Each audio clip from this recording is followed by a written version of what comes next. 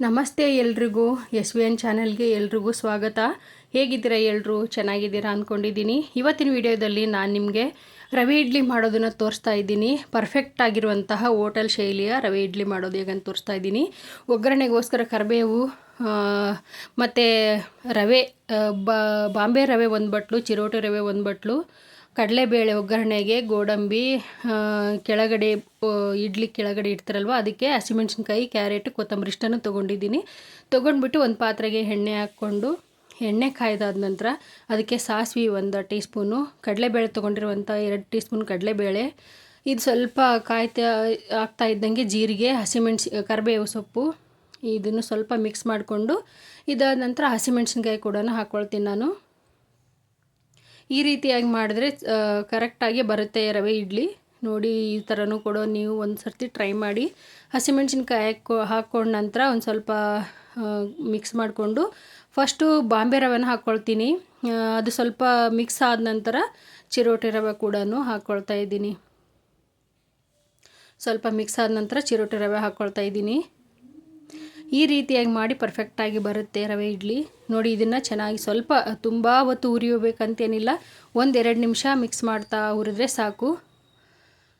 ಇಷ್ಟಾದ ನಂತರ ಸಾಕಾಗುತ್ತೆ. ನೋಡಿ, ಇವಾಗ ಇನ್ನು ಸ್ವಲ್ಪ ಎಣ್ಣೆ ಬೇಕಾದ್ರೆ ಹಾಕ್ಕೊಳ್ಳಿ, ಎಣ್ಣೆ ಕಡಿಮೆ ಬೇಕನ್ನೋರು ಅಷ್ಟೇ ಎಣ್ಣೆ ಸಾಕಾಗುತ್ತೆ. 1 ಟೇಬಲ್ ಸ್ಪೂನ್ ಎಣ್ಣೆ ಸಾಕಾಗುತ್ತೆ. ಇಷ್ಟಾದ ನಂತರ ಸ್ಟವ್ ಆಫ್ ಮಾಡಿ ಸ್ವಲ್ಪ ಕೂಲ್ ಆಗೋಕ್ಕೆ ಬಿಡ್ತೀನಿ ರವೆನ.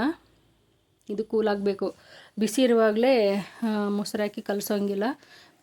ಒಂದು ಪಾತ್ರೆಗೆ ಹಾಕ್ಕೊಂಡಿದ್ದೀನಿ. ಕೂಲಾದ ನಂತರ ಒಂದು ಪಾತ್ರೆಗೆ ಹಾಕ್ಕೊಂಡಿದ್ದೀನಿ. ಎಷ್ಟು ಬೇಕು ಅಷ್ಟು ತೊಗೊಂಡಿದ್ದೀನಿ ನಾನು. ಇದಕ್ಕೆ 1 ಬಟ್ಲು ಮೊಸರು ತೊಗೊತೀನಿ. 2 ಬಟ್ಲು ರವೆ ಇದ್ದರೆ 1 ಬಟ್ಲು ಮೊಸರು ತೊಗೊತೀನಿ. 1 ಬಟ್ಲು ಮೊಸರು ತೊಗೊಂಡು ಸ್ವಲ್ಪ ಮಿಕ್ಸ್ ಮಾಡಿ ಅದೇ ಬಟ್ಲಿಗೆ ನೀರು ಹಾಕ್ಕೊಂಡು ಎಷ್ಟು ಬೇಕು ನೀರು ನೋಡಿ ಹಾಕ್ಕೊಂಡು ಮಿಕ್ಸ್ ಮಾಡ್ಕೊಳ್ತೀನಿ. ಚೆನ್ನಾಗಿ ಮಿಕ್ಸ್ ಮಾಡ್ಕೊಳ್ಬೇಕು. ಇದು ಎಲ್ಲನೂ ಹೊಂದ್ಕೊಳ್ಳೋಂಗೆ ಮಿಕ್ಸ್ ಮಾಡಿ ನೋಡಿ. ಇಷ್ಟು ಈ ಕನ್ಸಿಸ್ಟೆನ್ಸಿಗೆ ಇರಬೇಕು ಬ್ಯಾಟರು. ಇದನ್ನು ಒಂದು ಮುಚ್ಚಳ ಮುಚ್ಚಿ 5 ನಿಮಿಷ ಬಿಟ್ಬಿಡಬೇಕು ನೆನೆಯೋದಕ್ಕೆ. ರವೆ ಅಲ್ವಾ, ಅದಕ್ಕೆ 5 ನಿಮಿಷ ನೆಂದರೆ ಸಾಕು, ತುಂಬ ಹೊತ್ತು ನೆನೆಯೋದು ಬೇಡ. ಇಷ್ಟು ನೆಂದಾಗಿದೆ. ನೆಂದಾದ ನಂತರ ಇದಕ್ಕೆ ಇದು ಸೋಡಾ, ಅಡುಗೆ ಸೋಡಾ ಅರ್ಧ ಟೀ ಸ್ಪೂನ್ ಹಾಕ್ಕೊಳ್ತಾ ಇದ್ದೀನಿ. ಸೋಡಾ ಬೇಕೇ ಬೇಕು. ಕ್ಯಾರೆಟ್ ತುರಿದಿಟ್ಕೊಂಡಿರುವಂಥದ್ದು, ಕೊತ್ತಂಬರಿ ಸೊಪ್ಪು ಕಟ್ ಮಾಡಿ ಇಟ್ಕೊಂಡಿರುವಂಥದ್ದು, ತೊಳೆದು ಕಟ್ ಮಾಡಿರುವಂಥ ಕ್ಯಾರೆಟ್ ಹಾಕಿ ಚೆನ್ನಾಗಿ ಮಿಕ್ಸ್ ಮಾಡ್ಕೊಳ್ತಾ ಇದ್ದೀನಿ. ಇದು ಇಂಪಾರ್ಟೆಂಟು, ಕ್ಯಾರೆಟ್ ಕೊತ್ತಂಬರಿ. ಬೇಕಾಗುವಷ್ಟು ಉಪ್ಪು ಕೂಡ ಹಾಕ್ಕೊಂಡು ಚೆನ್ನಾಗಿ ಮಿಕ್ಸ್ ಮಾಡ್ಕೊತಾ ಇದ್ದೀನಿ. ಮಿಕ್ಸ್ ಮಾಡಿದ ನಂತರ ನೋಡಿ, ಇಡ್ಲಿ ಪ್ಲೇಟಿಗೆ ಗೋಡಂಬಿ ಎಣ್ಣೆ ಸವರ್ಕೊಂಡ್ಬಿಟ್ಟು ಗೋಡಂಬಿ ಹಾಕಿದ್ದೀನಿ. ಒಂದೊಂದು ಗೋಡಂಬಿ ಇಟ್ಟು ಬ್ಯಾಟರ್ ರೆಡಿ ಮಾಡ್ಕೊಂಡಿರುವಂಥ ಇಡ್ಲಿ ಹಿಟ್ಟನ್ನು ಹಾಕ್ಕೊಳ್ತಾ ಇದ್ದೀನಿ. ತುಂಬ